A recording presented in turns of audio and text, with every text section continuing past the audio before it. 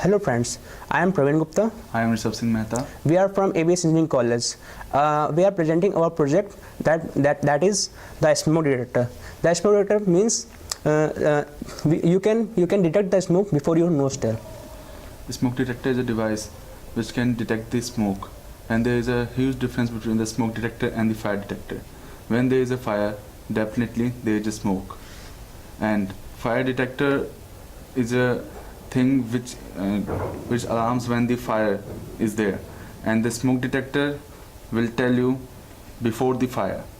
And we are using here MQ5 sensor which can detect LPG, methane, CO2 gas, hydrogen, and many other gases. We can use in many places.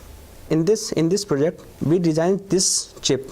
In this chip, we are using LM358, which is used for the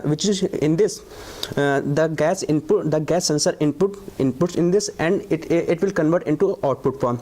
In this, we are using buzzer, which indicate when the gas sensor detects any smoke, then it will buzzer it out. We are using 10K pot. We are using MQ2 sensor, MQ6 sensor, which is used for detecting gases like hydrogen, methane, CO2, LPG, etc.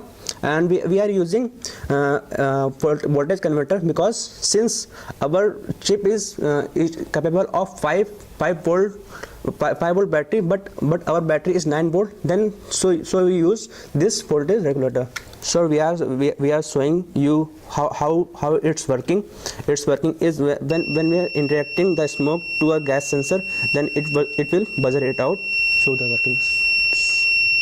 Now the uses of smoke detector is, we can use this smoke detector in public places like hospital, like library, and the main problem is there is a no smoking board in trains, but people smoke and no one's complain. So we can just put the smoke detector in the train bogies, so that when somebody smoke, TTE will automatically get the information in which bogie the smoking occurs.